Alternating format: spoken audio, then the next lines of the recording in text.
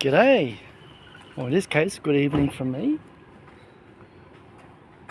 Sorry, I thought someone was calling me. This is George, and I'm here to report another message of hope.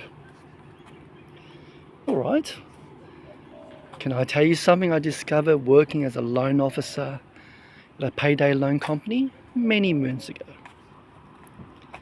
Now, that's not a sentence you probably didn't expect to hear from me today, right? But bear with me, because it changed the way I think about money management permanently. One of the things anyway. So when I was working day after day, I sat across from people in genuine financial distress. Okay, maybe genuine financial distress, bit of a stretch, because you can't lend to people who are in distress. But yeah, not in the most ideal situation for some of them. People who were borrowing small amounts at eye-watering interest rates just to get through some of the things that they think they want, like a holiday, new TV, things like that. Yeah. And what struck me, what made me do a lot of thinking was this. In all that time, across all those clients, really I saw very little evidence of anyone having a spending plan. Not one person pulled out a piece of paper and said, hey, here's what comes in, here's what goes out, here's where I'm stuck. Mind you, of course, everything was done in the computer. All the bank statements were downloaded. So I don't know whether they kept very detailed information of where the money comes in or go out. Basically, they just didn't have one, right? And I suspect, if I'm honest, most of them probably didn't even want one. They didn't think it was important. Because I'm guessing, again, a spending plan tells you the truth. And the truth, when you're already struggling, can feel like one more thing you can't afford to face. But here's what I learned from watching those people stay stuck. The tool wasn't the problem. It was the absence of the habit that was. I want to tell you a bit more, because I want to talk to you about something today that makes most people's eyes glaze over. And I'm going to start by throwing out the word that causes the most resistance. It's the word budget, capital B. There, I said it. And I'm guessing some of you might flinch. Well, here's the thing though. I don't actually like that word either. A budget sounds like restriction, like punishment, like someone taking something away from you. So let's call it what actually it is. It's a spending plan. I like that. I call it a spending plan because that's exactly what it is, right? Obviously there's money coming in, but the question is simply, where does it go? It has to go somewhere, right? So a spending plan doesn't stop you from spending, but it just means you decide in advance rather than discovering afterwards, right? Where it's going. And for many people, that one shift from reactive to intentional changes everything. So here's what a spending plan that can honor God actually look like. It should show a surplus. Gee, people are just throwing garbage everywhere. Got distracted there, sorry. Yeah, it shows a surplus, not because you're hoarding it, but because you're managing it. Great. A plan that ends in zero every month with nothing left for the unexpected isn't a plan. In fact, some people do say, you plan to fail means you fail to plan. Yeah, so it's a tightrope walk, isn't it? The prudent sees danger and prepares for it. That means building margin, your buffer, deliberately. So this budget, a spending plan, sorry, I gotta get used to the habit. It's got provision for giving. For first, not what's left over after everything else. Right? For Christians, it should be first, because where your treasure goes first, it tells you where everything about your heart actually is. Now, if giving to God's kingdom is the last item on your spending plan,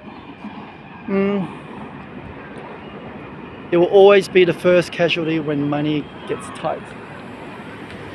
Now I can cross the road. Okay. So that spending plan should have an emergency fund. I recommend at least 3 to 6 months of living expenses sitting somewhere in a bank account somewhere, right? Something that's liquid. It might be boring, but at least it's accessible. It's not invested, it's not touched, it's just there sitting for the right moment. And for the moment the car breaks down or the roof leaks or the job disappears, that's when it comes handy. Because those moments come for all of us, and the only question is whether we're ready. Okay? So this spending plan has provision for investment too. My channel here talks about investments and savings. Right? Because money set aside to grow, it's a good habit to have.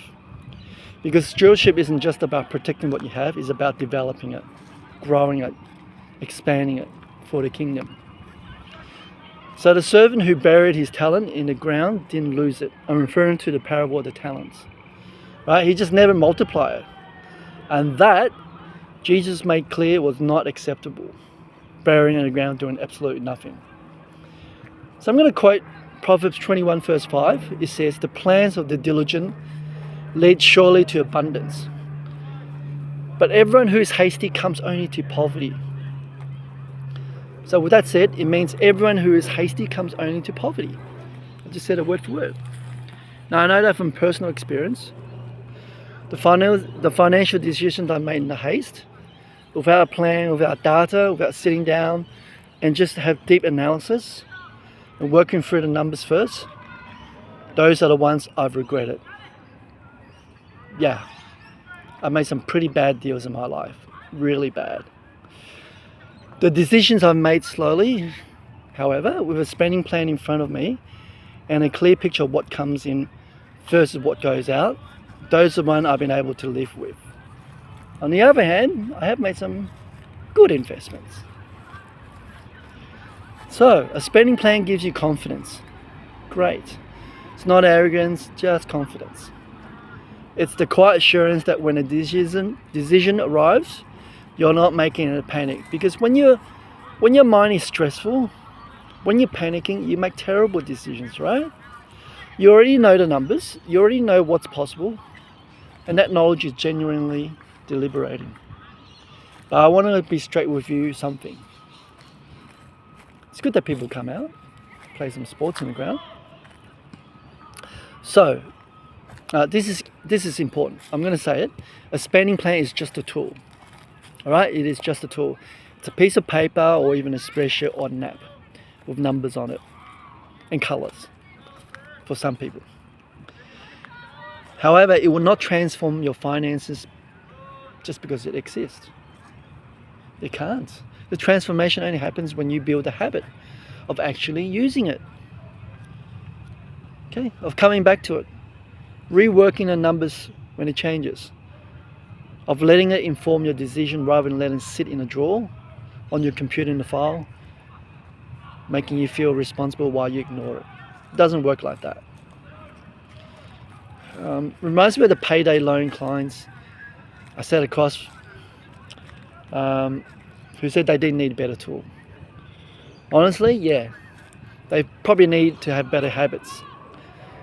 And habits, real ones, lasting ones, only change when the motivation behind them changes first. Which is why a spending plan that honors God is different from just a normal spending plan, right? Normal spending plan doesn't consider God into the picture. As you understand that money flowing through your hands belongs to God, you are a manager, not the owner. So the motivation would have to shift. You're no longer budgeting to feel in control, although that's important. You're really budgeting to steward someone else's resources faithfully. And I'm pretty sure you agree that is a completely different thing. Okay, so if you'd like to see more videos on the practical nuts and bolts of building a spending plan, like how to set one up, what categories to include, things like that, let me know in the comment, drop it in. And if there's enough interest, yeah, perhaps we'll get into it, a lot deep into it. Because really, this stuff matters.